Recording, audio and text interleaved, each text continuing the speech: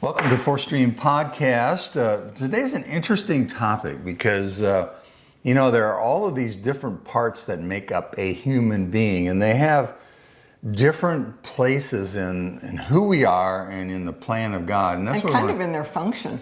Yeah, and they're not independent of each other, although they're very unique to each other, but they're all kind of tied into each other. And that's what we want to talk about today, because this is important when it comes, because we're finishing up on warfare now. This is an important aspect of spiritual warfare, because if you understand the reality of our different parts, you can understand our vulnerabilities. You can also understand our strengths. So we're talking about turbulence and chaos. We were talking to someone the other day about this, and I realized we were using the word consternation.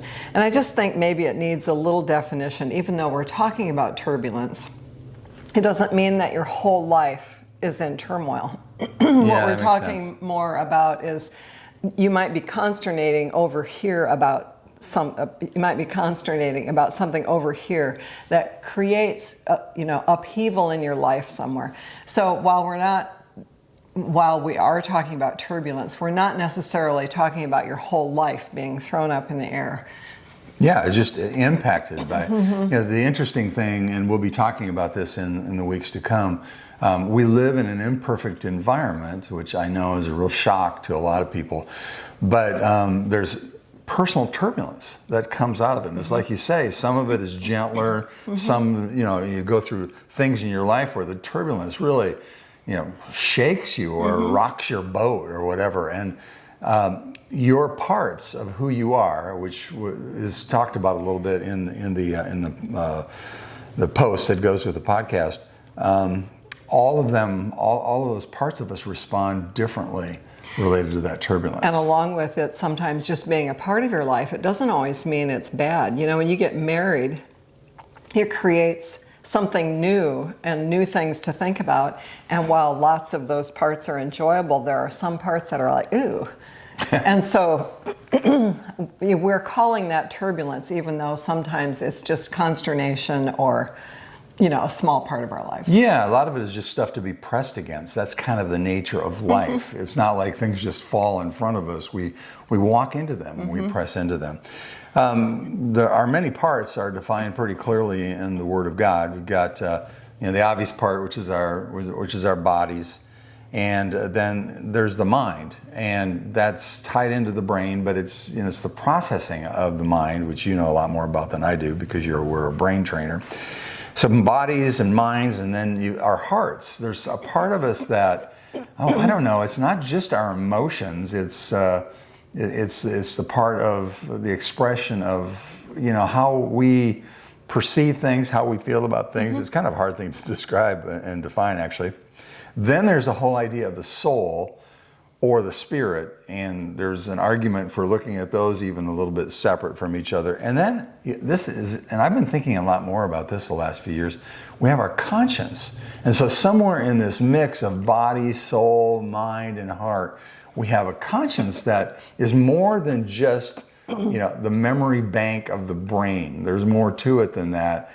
It's actually tied in, and I think very tied into who God is and what God is doing in our lives. Yeah, so you're talking about our body, and each of us has strengths and weaknesses. Small weaknesses like we might need glasses, or we have hearing issues because we listen to music too loud for too long. All those kinds of things are hardships in some ways, some much worse than others. Challenges. But they're also the things that bring us compassion toward other people, because we can understand. So without some of those things, I wouldn't be able to look at you and see your heart. I was thinking one time, I cut my finger, and I was thinking, my whole world. Where you cut it, where you could see down to your bone. Yeah, but your whole world just revolves around that for that period of time, and then the healing of it, because there's vulnerabilities with our bodies. And so that's one part. And you recognize your vulnerability when something like that happens. You realize, oh my gosh, that happened so fast. That could have been so much worse. And that can be, from a warfare perspective, that can be an open door for God and for us allowing God to be at work there, or for the evil one, the adversary, because there's a lot of fear. I mean, when something doesn't work with your body, it's very, very concerning and Makes disturbing. you realize how vulnerable we are. Yeah, absolutely. Another is our mind. We're capable of so much understanding, and the mind also holds our fortitude, or our strength of will, our ability to endure pain and adversity with courage.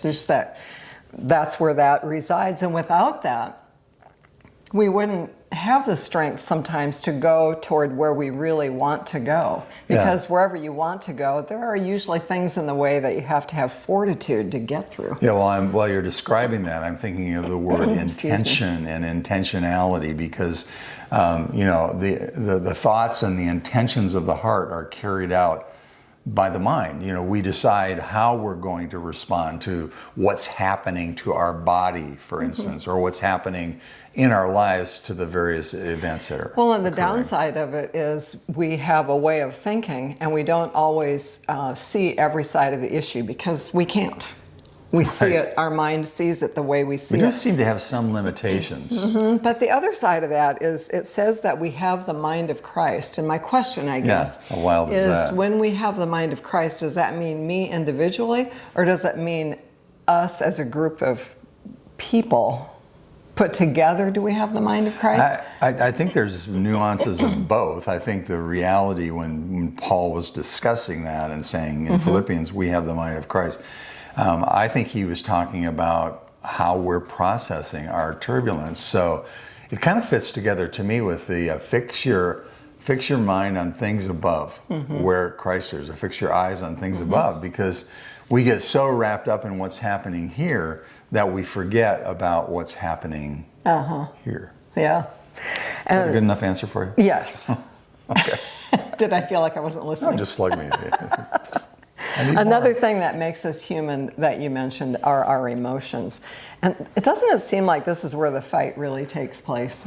Boy, It does for me.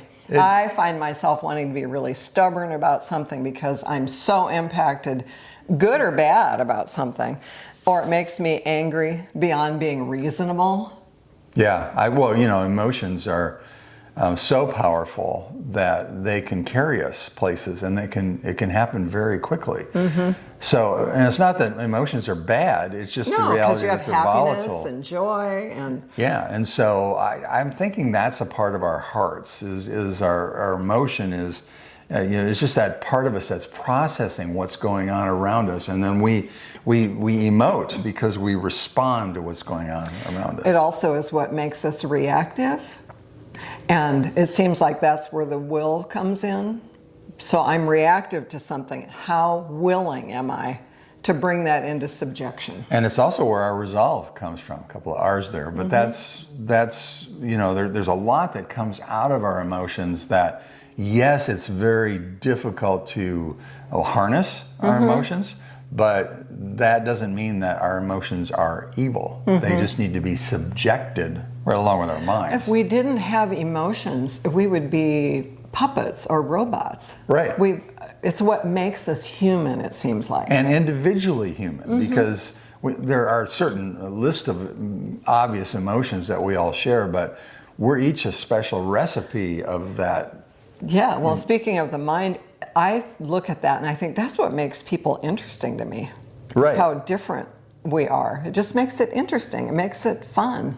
Yeah, and there have been a lot of books written just on love languages and the styles that, of the type of people that we are, our makeup, and that is what makes the world go around. God is not one-dimensional. He's very multi-dimensional and unlimited in creativity, and you can see that in how He's made us, and then how we interface with other people as a result of it.